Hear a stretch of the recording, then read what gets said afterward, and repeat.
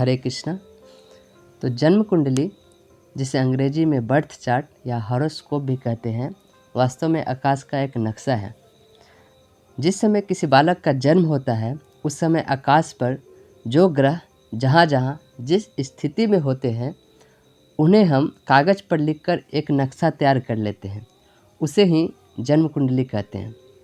अब जन्म कुंडली बनाने के लिए जन्म की तारीख, जन्म का समय और जन्म का स्थान की आवश्यकता होती है। जन्म कुंडली में टोटल कुल 12 खाने होते हैं, जिसे 12 भाव, 12 घर या 12 स्थान कहिए, एक ही बात है। अंग्रेजी में इसे 12 हाउसेस भी कहते हैं, 12 हाउसेस। जहाँ प्रथम लिखा है वह कुंडली का प्रथम भाव है, जहाँ द्वितीय लिखा है वह दूसरा भाव है, जहाँ तृतीय लिखा है वह तीसरा भाव है, जहाँ पंचम लिखा है वह 5वां भाव है, जहाँ अष्टम लिखा है वह 8वां और जहाँ द्वादश लिखा है वह 12वां भाव है। प्रत्येक कुंडली में इसी क्रमानुसार 12 भाव होते हैं।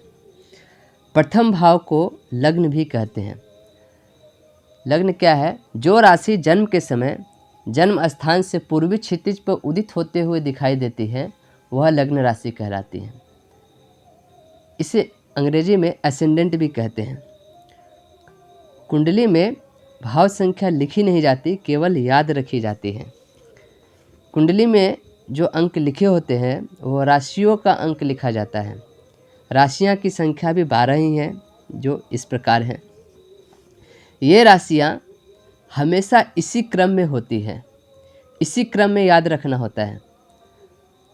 तो मान लीजिए किसी का जन्म सिंह लग्न में हुआ तो सिंह 5वीं राशि होने से प्रथम भाव में 5 का अंक लिखा जाएगा और उसके आगे क्रमानुसार दूसरे भाव में 6, चौथे भाव में 8, 7वें भाव में 11, 9वें भाव में 1 और द्वादश भाव में 4 का अंक लिखा जाएगा। इसी प्रकार यदि किसी का जन्म मीन लग्न में हुआ हो तो मीन 12वीं राशि होने से प्रथम भाव में 12 का अंक लिखकर आगे बढ़ते जाएंगे। दूसरे भाव में 1 का अंक, तीसरे भाव में 2 का, चौथे भाव में 3 का, 7वें भाव में 6 का, 10वें भाव में 9 का और द्वादश भाव में 11 का अंक लिखा जाएगा। इसी तरह लग्न की राशि का अंक प्रथम भाव में लिखकर एक एक अंक क्रमशः आगे बढ़ते हुए सभी 12 भावों की पूर्ति की जाती है। अब इसके बाद ग्रहों को बैठाते हैं। तो ज्योतिष में कुल 9 ग्रह होते हैं।